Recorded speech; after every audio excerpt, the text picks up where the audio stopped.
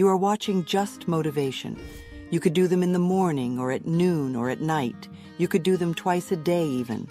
There is no right or wrong time to do them. However, you continue to do this day after day, and you allow it to develop into a habit. And as you begin to carry them out, you'll notice a shift in the way things are, even if it's on a relatively subtle scale at first. It is possible to perform an affirmation by either writing it down, writing it on the wall or the mirror, or, just saying it. What I encourage other people to do is to perform their affirmations while standing in front of a mirror, because there is something very powerful about looking into your own eyes, accepting yourself, or noticing that you reject yourself even when you're saying something positive about yourself, and doing so when you're saying something positive about yourself. That would be a very beginning way to start. Say in the morning, when you get up in the morning, you go to the mirror, and this is a very important one. This is where you start. And it's challenging for a lot of different people. You look at yourself in the mirror and say, I love you, over and over again. I say, I really, really love you. I am deeply in love with you. To begin, this can be very challenging for a person because they tend to focus on the shortcomings they perceive to exist within themselves as a whole. But if you can begin each day by saying that, it will give you a lot of power.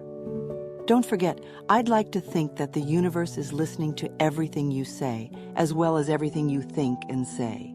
You should be able to grasp that concept. Therefore, it will then begin to draw you in and draw other things into you. Now, I'm aware that this might appear to be a stretch, but it truly is incredible how everything comes together. If you make a good general positive statement for yourself, the universe will figure out how to bring that about in your life and how to bring the benefits of that statement to you. Therefore, it is possible that certain events will take place despite your complete lack of anticipation regarding them. If you imagine that saying positive affirmations is similar to planting a seed in the ground, then you should do it regularly. You would like it to be the case, even though at the moment it may not be entirely accurate to say that it is. So you prepare the soil, plant a seed, and anticipate that it will eventually develop into a plant. Alternately, you might plant 3 seeds in the event that you are optimistic about their chances of growing. And you don't wait 2 days and then dig in the earth and see what's happening. You expect that thing to grow, because you know there's a law and a process, and the seed will grow if it is in the right soil and it has the right amount of moisture, making it a real habit and doing it every day, performing an activity first thing after waking up on a daily basis. That's going to be a really enjoyable time. Another beneficial time to practice gratitude is right before going to bed at night.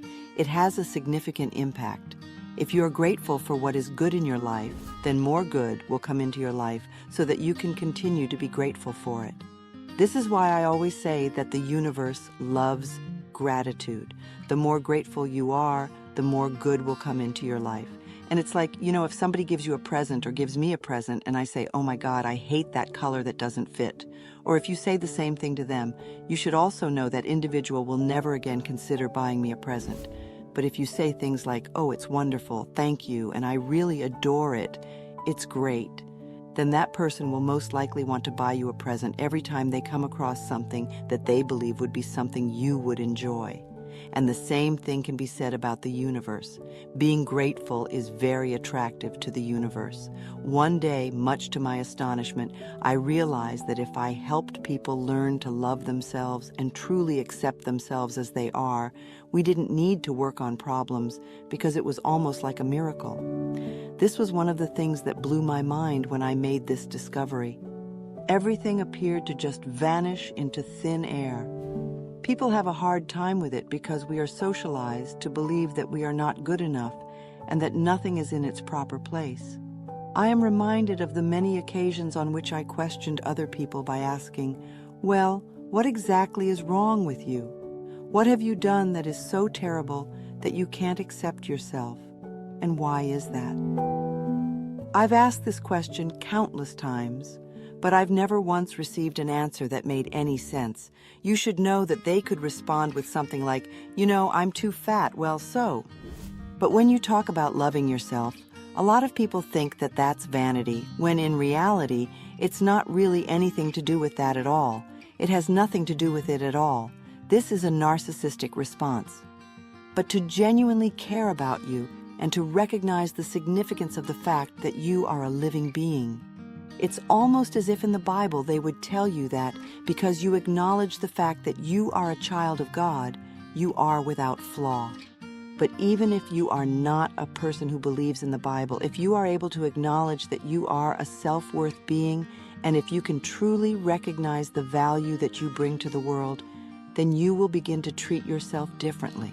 And I believe that this is what is so very important about loving yourself, which is that you stop being so hard on yourself and that you stop trying to prove that you are in the wrong. You need to stop going on and on about how terrible you are, and please stop saying things to the effect that I am really stupid and other such things. And you begin to show yourself some degree of respect for the first time in your life, and the repercussions of this cannot be overstated. Because what you put out into the world is what you get back from it in life. Therefore, if you are giving off the vibe that you are okay, that you are good enough as you are, and that you are acceptable, and I love life, and I love myself, and once you do that, you begin to feel gratitude toward both life and yourself. Then life will treat you differently because you're having a different vibration that you are giving out and getting back. And when that happens, things will really start to flow. We live in a human mind that thinks it has to be one way or the other. Or if it can't happen this way, what other ways are there for it to take place? To put it simply, we are not nearly as intelligent as the universe. As long as we are able to convince ourselves that we are deserving of the things we want, it has the potential to fulfill all of our heart's desires and more. See, when we change the way we think, we change our lives because we no longer limit ourselves in the same ways. It's all about making the most of your restrictions. In addition, we've had some experiences that have shown us that we don't need to place any limitations on ourselves. How many people are familiar with the term fire walking, which refers to the act of walking on hot coals? Which ones are they? Some? Well, a few. All right, let me get this straight. Has anyone actually done it? It is common knowledge that it is physically impossible to walk barefoot on hot coals without suffering severe burns to one's feet. We are now aware of that. And yet there are people out there right now teaching classes on how to do it and getting anywhere from 20 to 30 people to do it in the span of a single evening. If you have a disease such as cancer and you go to what they call a fire walk and you can walk on hot coals without getting burned, then that must blow your mind, right? Totally.